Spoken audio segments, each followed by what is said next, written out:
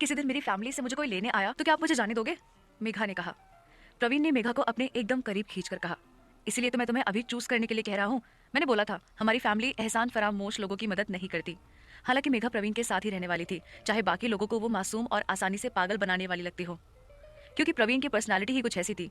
खासकर उसकी मरून आंखें एकदम हेवन जैसी लगती थी। दरअसल बात ऐसी थी कि जब भी मेघा उसके साथ होती थी तो उसे किसी चीज का डर नहीं था। और तुम्हें मेरे साथ रहने का तरीका सीख लेना चाहिए, वरना कोई तुम्हारी मदद नहीं कर पाएगा। मेघा ने यह सुनकर धीरे से अपना सिर हिला दिया। चलो मेरी बैंडेज बदल दो। जब तक मेघा प्रवीण की बैंडेज बदल रही थी, प्रवीण एकदम शांति से खड़ा था। यहाँ तक कि वह मेघा की आंखों में भी नहीं देख रहा था, ताकि मेघा को शर्म ना आ जाए और उसे ऑकवर्ड ना फील हो। उसकी बैंडेज बदलने के बाद प्रवीण ने उससे पूछा, तुम 18 की हो चुकी हो ना? नहीं, अभी तक नहीं, क्रिसमस के दिन हो जाऊंगी।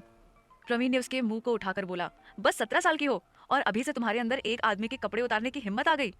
तुम बहुत शैतान हो मेघा। मैंने जानबूझकर नहीं किया, उसने जल्दी से एक्सप्लेन किया।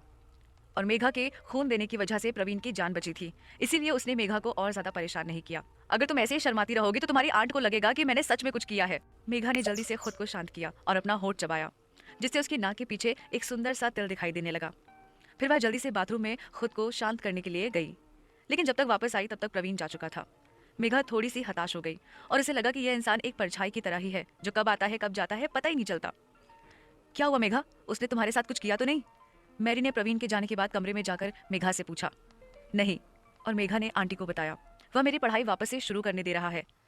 बिल्कुल, तुम्हें पढ़ाई तो करनी ही चाहिए। मैं यहाँ आसपास कोई अच्छा सा कॉलेज ढूंढ लूंगी, बस मुझे थोड़ा मन लगाकर काम करना पड़ेगा। उसने मेरा एडमिशन सेंट एनसम में करवा दिया है। मेघा ने आंटी की बात काटते हुए बोला। क्या? शायद वह कॉलेज तो तुम्हारी बहन के कॉलेज से भी अच्छा है, जिसमें वह अभी पढ़ रही है। आंटी मेरी को महंगी और अच्छे कॉलेज के बारे में ज्यादा तो पता नहीं था, लेकिन देश के बड़े कॉलेज के बारे में उन्होंने सुना जरूर था। हाँ, भले ही मुझे यह सब सही नहीं लग रहा हो, लेकिन मुझे बहुत खुशी हुई सुनकर कि तुम अपनी बहन से अच्छे कॉलेज में पढ़ाई करोगी। यह सोचकर भी हैरानी होती है कि तुम्हारी फैमिली के दुश्मन है, जो तुम्हें अपनी फैमिली से भी ज्यादा अच्छी लाइफ दे रहे हैं। मैं तुम्हारे साथ हमेशा रहूंगी मेघा। यह सुनकर मेघा ने आंटी मेरी को गले लगा लिया और बोला, थैंक यू आंटी, इस बार मेरा साथ देने के लिए। बस मेघा तुम मन लगाकर पढ़ाई करना और इतनी कामयाब हो जाना कि तुम्हारी फैमिली तुम्हारे साथ ऐसा बिहेव करने के लिए पछताए। उसी रात को अक्षय मेघा की कॉलेज यूनिफॉर्म एक कॉलेज बैग में एक कार्ड लेकर पहुंच गया। तुम्हें कोई देखभाल करने वाली की जरूरत तो नहीं, क्योंकि तुम्हारी आंटी तुम्हारे साथ रहती हैं, लेकिन तुम्हें एक ड्राइवर की जरूरत पड़ेगी जो तुम्हें कॉलेज ले जाने और लाने का काम करे। वो कल तक आ जाएगा। अब तुम फिर से लोगों की नजरों में आओगी और फिर लोगों को शक होगा कि तुम अचानक से इतने अच्छे कॉलेज में कैसे पढ़ने जा रही हो, जबकि तुम्हारी फैमिली ने तुम्हें बेघर कर दिया। इसीलिए प्रवीण सर ने तुम्हारे लिए एक पैटर्न का इंतजाम करा है। उसने सब सोच रखा है। मेघा खुशी से धीरे से बोली, वह कुछ कुछ ही समय बहुत अच्छे हैं और कभी कभी बहुत बुरे भी हैं। बुरे किस तरीके से है वो? मेघा को प्रवीण सिर्फ एक खतरनाक इंसान लगता था, लेकिन वो बुरा इंसान नहीं था। हालांकि अक्षय ने इस सवाल का जवाब नहीं दिया और कहा, जल्दी सो जाना। लेकिन अगर मुझे उनसे मिलना हो तो? मेघा ने जल्दी से पूछा। उनकी जब मर्जी होगी वो आ जाएंगे मिलने के लिए, उनसे कुछ उम्मीद मत करना। अक्षय बस थोड़ी सावधानी बरत रहा था ताकि प्रवीण किसी मुसीबत में न पड़ जाए। वह मेघा और उसकी आंटी की जितनी चाहे उतनी मदद कर सकता था, लेकिन मेघा जिस उम्र में है अभी वह जल्दी से किसी की तरफ आकर्षित हो सकती है, और अक्षय नहीं चाहता था कि वह प्रवीण को पसंद करने लगे। फिर चीजें बहुत खराब हो जाएंगी। ठीक है, मेघा ने बहुत उदास होकर कहा। प्रवीण ने मेघा को एक अलग तरीके से छुआ था। 18 साल की होने के कारण वह जल्दी से किसी के लिए फीलिंग्स ग्रो कर सकती है, और इसका डर उसे खुद को भी था कि वह प्रवीण के बारे में कोई गलत ख्याल अपने दिल में ना आने दे। असल में प्रवीण अपनी स्पोर्ट्स कार में बाहर वेट कर रहा था। तुम्हें इतना टाइम कैसे लग गया अक्षय? प्रवीण ने अक्षय को घर से बाहर निकलते हुए देखा तो पूछा। मुझे जो कहना था मैंने कह दिया है प्रवीण सर, उसने आराम से जवाब दिया, जिससे कि मेघा को आपके बारे में कोई गलत ख्याल ना आ जाए। यह सुनकर प्रवीण को बहुत हंसी आ गई और उसने बोला, अगर मेरे मन में उसके लिए गलत ख्याल आए तो? यह सुनकर अक्षय एकदम हैरान रह गया। अब चलो और कॉलेज पर नजर रखना। प्रवीण के पास इन्फोसिस में कोई जॉब नहीं थी, लेकिन ऐसी कोई डील नहीं थी जो वह अपनी कंपनी को ना दिला सके। उसे ऐसे ही प्रिंस नहीं बोला जाता था, लेकिन वह ऑफिस के माहौल से दूर रहना चाहता था, इसलिए वो हमेशा से फ्री था, लेकिन उसके पापा के बुलाने पर हमेशा आ जाता था। वह एक स्पेशल इंसान था उसकी फैमिली के लिए, और उनकी कंपनी इन्फोसिस डायमंड का बिजनेस करती थी।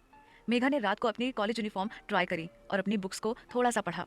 मेघा ने कभी नहीं सोचा था कि इतना सब कुछ होने के बाद वह कभी वापस कॉलेज भी जा पाएगी, और वह भी सबसे बेस्ट कॉलेज में। उसी समय उसके पापा के सबसे बड़े भाई का इंटरव्यू टीवी पर आ रहा था किसी मैगजीन के लिए, और वह अपना इंटरव्यू सेशन देर से करने के लिए माफी मांग रहा था। उसने यह भी बताया कि उसकी फैमिली में एक ट्रेजेडी हो गई है, उसकी मम्मी की डेथ हो गई है। मेरी 2 जुड़वा भतीजियों में से एक भतीजी को हमने इसी के चलते घर से निकाल दिया, और वह अब हमारी फैमिली का हिस्सा नहीं है। इस प्रोग्राम ने इस विषय पर काफी अटेंशन बढ़ा दी थी, और होस्ट यह बात सुनकर हंस रहे थे, जो देखकर मेघा एकदम हैरान रह गई। और फिर आंटी मेरी ने टीवी बंद कर दिया। ये सब देखना बंद करो मेघा, कल तुम्हें सुबह कॉलेज जाना है, जाकर रेस्ट कर लो। ठीक है आंटी, यह बोलकर वो अपने कमरे में चली गई। उसे थोड़ा अजीब लग रहा था क्योंकि वह उसका कमरा नहीं था, लेकिन जब उसने याद किया कि प्रवीण कैसे बेड पर बैठा था तो उसकी घबराहट थोड़ी कम हो गई। किसी के ऊपर निर्भर होना कितना ईजी था ये उसे समझ आ रहा था। अगले दिन सुबह जब मेघा उठकर अपने कमरे से बाहर निकली तो उसे अपना बूढ़ा सा ड्राइवर यश दिखा। गुड मॉर्निंग मिस मेघा, आप मुझे अंकल यश बुला सकती हैं। चलिए चलते हैं। मेघा अपनी कॉलेज यूनिफॉर्म पहनकर कार में बैठ गई और वह कार उसके पुराने कॉलेज रॉयल अकेडमी के सामने से गुजर रही थी। तब उसने उसकी फैमिली की यंग मिस्ट्रेस को कॉलेज के गेट पर देखा, जबकि वह खुद दूसरे कॉलेज में जा रही थी, एक बेहतर कॉलेज में। अब समय बताएगा कि असल में कौन ज्यादा मजबूत निकलेगा।